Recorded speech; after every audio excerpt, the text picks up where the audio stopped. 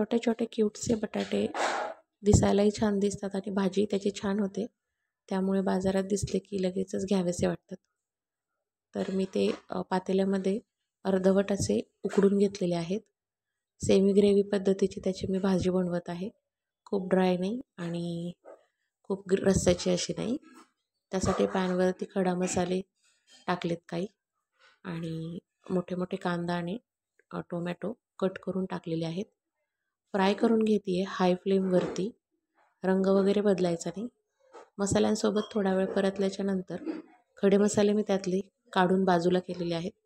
मिक्सरमध्ये ते व्यवस्थित बारीक होत नाही आणि घरचा मसाला जो आपण वापरत असतो रेसिपीमध्ये त्यामध्ये त्याचा समावेश असतो, त्याच्यामुळं खूप जास्त नको प्रमाण म्हणून मी ते काढून घेतले. फ्लेवर मात्र त्याचा छान वाटतो. आता सगळं फ्राय केलं आहे नुसतंच हाय फ्लेमवरती आणि लगेच काढून घेतलेलं आहे. त्याचा रंगसुद्धा बदलू नाही दिला आहे मी.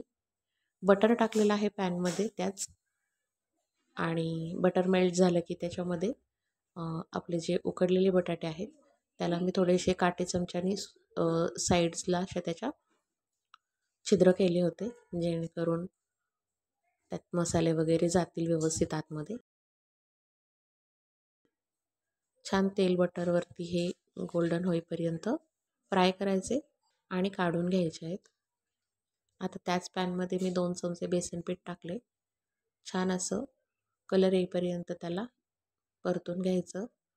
त्यामध्ये दरदरीत असं ठेचलेलं लसूण, आलं आणि कोथिंबीरीचं वाटण आहे, ते पण थोडंसं हलकंसं परतून घेतलं आणि लगेचच मिक्सरमधून जे मी कांदा टोमॅटोची ग्रेव्ही काढलेली आहे त्यामध्ये मी फक्त कोथिंबीर ॲड केली होती, ती टाकलेली आहे.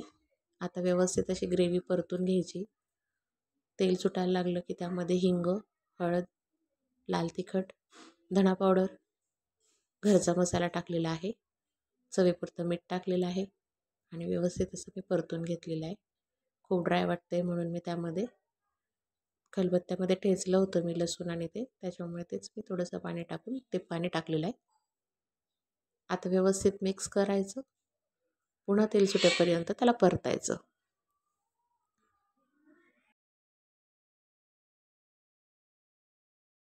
व्यवस्थित परतल्यासारखं वाटतंय त्यामुळे मी त्याच्यामध्ये 2 चमचे दही टाकलेलं आहे. हे जास्त आंबट दही नाही आहे त्यामुळे 2 चमचे टाकले मी. दही टाकून हाय फ्लेमवरती सतत हलवून मसाला परत परतून घेतलेला आहे.